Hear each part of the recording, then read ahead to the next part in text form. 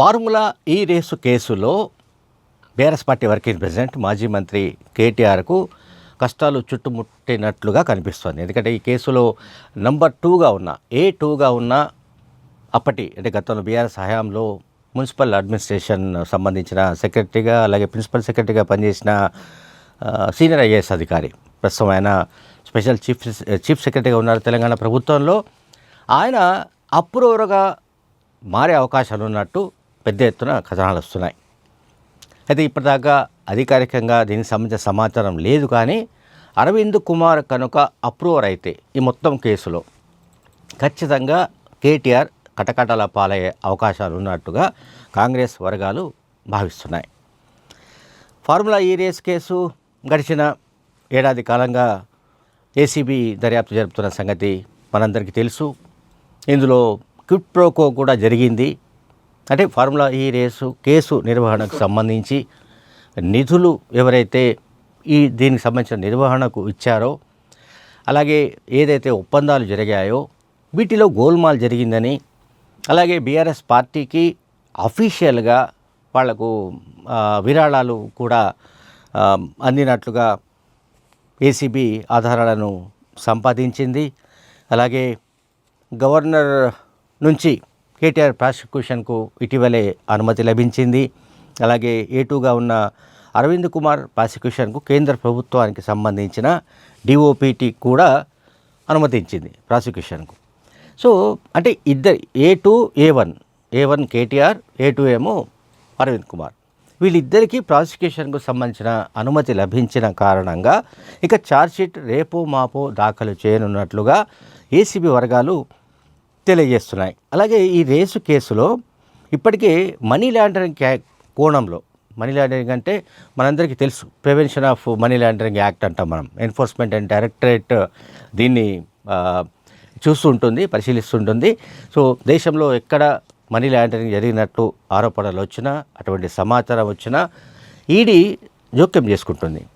So formula ఈ race కేసులో కూడా కోట్లాది రూపాయలు గల్లంతయ్యాయి, అంటే నిధుల దుర్వినియోగం జరిగిందన్న ఆరోపణలు వచ్చిన నేపథ్యంలో ఇందులో మనీ లాండరింగ్ యాంగిల్ కూడా ఉన్నట్లు ఈడీ భావించింది. ఆ మేరకు ఈడీ కూడా ఏసీబీతో పాటుగా వీళ్లను పిలిచి దర్యాప్తు జరిపింది. అంటే దీంతో వీళ్లతో పాటు మాజీ చీఫ్ ఇంజనీర్ బేలన్ రెడ్డి, ఇంకొక ముగ్గురిని కూడా నిందితులుగా చేర్చారు. అయితే ఇప్పుడు కేటీఆర్ ఇష్యూ ఏమవుతుంది? దీన్ని చాలా సందర్భాల్లో కేటీఆర్ భాషలో చెప్పాలంటే దీన్ని ఆయన లొట్టపీస్ కేసు అన్నాడు. ఎవరు? కేటీఆర్. సరే, ఈ లొట్టపీస్ కేసు ఎక్కడి దాకా వెళుతుంది, కేటీఆర్ మెడకు ఏ రకంగా చుట్టుకోబోతుంది అనేది మనకు బహుశా అతి కొద్ది రోజుల్లోనే దీనికి సంబంధించిన వ్యవహారం తేలే అవకాశం ఉంది. నిజానికి బీఆర్ఎస్ హయాంలో చాలా కేసులు, అక్రమాలు, అధికార దుర్వినియోగం, నిధుల దుర్వినియోగం, ఇతరత్ర స్కాములు, చాలా విషయాలు బయటపడ్డాయి కాంగ్రెస్ అధికారంలోకి వచ్చిన తర్వాత. అందులో హై ప్రొఫైల్ కేసు అయితే ఫోన్ ట్యాపింగ్ కేసు. సో వీటన్నిటికి సంబంధించి వివిధ దర్యాప్తు సంస్థలు దర్యాప్తు జరుపుతున్నాయి. కొన్ని కేసులు సిట్ దర్యాప్తు జరుపుతోంది.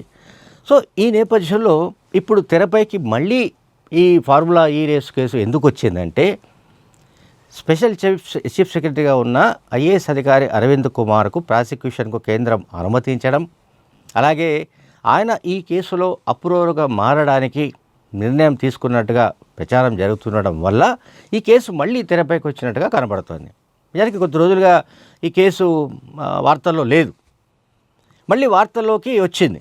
అంటే దీనికి సంబంధించిన ఒక స్పీడప్ ఏదో కనిపిస్తుంది. అంటే ఇన్వెస్టిగేషన్ ప్రాసెస్లో కావచ్చు, లేకపోతే ఒకవేళ అరవింద్ కుమార్ అప్రూవర్గా మారితే ఆయన ఏ విషయాలను బయటపెట్టే అవకాశం ఉంది, ఆయన దగ్గర కేటీఆర్ ఆయన మధ్య జరిగిన వాట్సాప్ చాటింగ్ కావచ్చు, ఇతర విషయాలు కావచ్చు.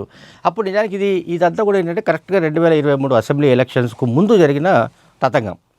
అండ్ మోర్ ఓవర్ అప్పుడు ఎన్నికల కోడ్ కూడా వచ్చేసింది. ఎన్నికల కోడ్ అమల్లో ఉన్నా కూడా ఈ ఫార్ములా ఈ రేసుకు సంబంధించిన ఈ నిర్వాహకులకు డబ్బు పంపించే వ్యవహారంలో కేటీఆర్ మౌఖికంగా చెప్పాడు ఆయనకు. ఎవరికి? అరవింద్ కుమార్కు. సరే, దీనిపైన క్యాబినెట్ నిర్ణయం లేదు, ముఖ్యమంత్రి కేసీఆర్కు సమాచారం ఉందో లేదో తెలియదు. కేటీఆర్ చాలా సందర్భాల్లో ఆన్ రికార్డ్ చెప్పాడు, నేనే చెప్పాను డబ్బులు ఇచ్చేయండి అని చెప్పాను అని చెప్పాడు. ఇది నిజానికి కంప్లీట్గా ఎలక్షన్స్ కోడ్ వయలేషన్ కూడా ఉంటుంది. సరే, ఎలక్షన్ కోడ్ వయలేషన్ ఒకటి. తర్వాత కిట్ ప్రోకో కింద పెద్ద ఎత్తున విరాళాలు ఎలక్ట్రల్ బాండ్స్ రూపంలో బీఆర్ఎస్ పార్టీకి రావడం, ఈ పరిణామాలన్నీ కూడా బీఆర్ఎస్ పార్టీ నాయకత్వాన్ని ఉక్కిరిబిక్కిరి చేస్తున్న సంగతి మనకు తెలుసు. అండ్ కేటీఆర్ దీంట్లో చిక్కుకున్నట్టుగానే అర్థమవుతోంది. అయితే ఇప్పుడు కేటీఆర్ ప్రాసిక్యూషన్కి ఆల్రెడీ గవర్నర్ అనుమతించారు.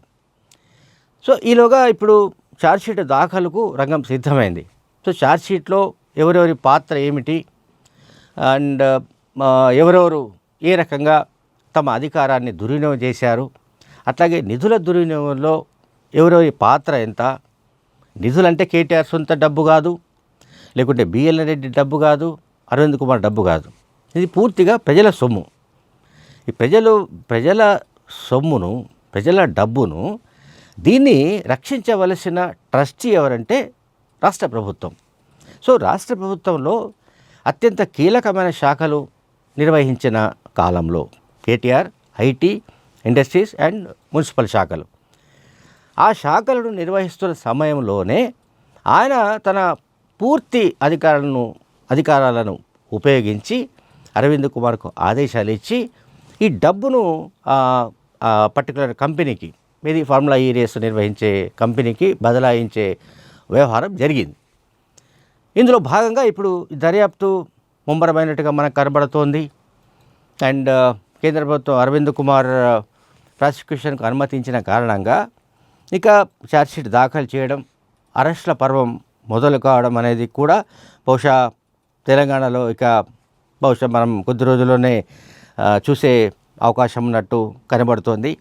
ప్రధానంగా ఈ కేసులో, అంటే దీన్ని ఏమంటాం మనం, ఫార్ములా ఈ కారు రేసు.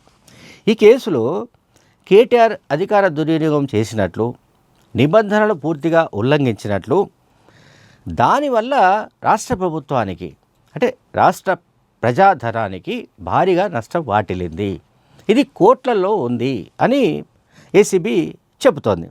అందువల్ల అరవింద్ కుమార్ కనుక నోరు విప్పి మొత్తం వ్యవహారాన్ని బట్టబయలు చేస్తే ఖచ్చితంగా కేటీఆర్కు ఆయన కోరుకున్నట్టు, ఇది ఆయన చాలా కాలంగా చెప్తున్నాడు, నన్ను అరెస్ట్ చేయండి, నన్ను తీసుకెళ్ళి జైల్లో పారేయండి, నన్ను జైల్లో పెట్టండి, నన్ను జైల్లో పెడితే నేను ఇంకా ఫిట్గా మారుతాను, నేను యోగా చేసుకుంటాను, నేను వాకింగ్ చేస్తాను, జైల్లో రన్నింగ్ చేస్తాను, నేను మరింత ఫిట్ కావడానికి నాకు అవకాశం ఏర్పడుతుందని ఆయన తన అరెస్టు ఆయన ఆహ్వానిస్తున్నాడు. పాపం మనం ఏ మాట కామాట చెప్పుకోవాలి, చాలా జాగ్రత్తగా ఆయన తన అరెస్టును ఆయన ఆహ్వానిస్తున్నాడు.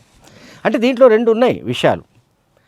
ఫార్ములా ఈ రేసు కేసులో తనను అరెస్ట్ చేస్తే ఎక్కడి లేని సింపతి పార్టీకి వస్తుందనో, లేకుంటే తన నాయకత్వాన్ని మద్దతుగా ఆ సింపతి ఏర్పడుతుందనో కేటీఆర్ భావిస్తుండవచ్చు. సరే, కేటీఆర్ ఎట్లా భావించినా కూడా ఆయన నిజంగానే అరెస్ట్ చేస్తే ప్రజల్లో వచ్చే స్పందన ఏమిటో, లేకుంటే ప్రజల నుంచి వచ్చే మద్దతు ఏమిటో, లేదా బీఆర్ఎస్కు రాజకీయంగా వచ్చే ప్రయోజనాలు ఏమిటో, మైలేజ్ ఏమిటో మనం చూడాల్సిన అవసరం ఉంది. Thank you very much.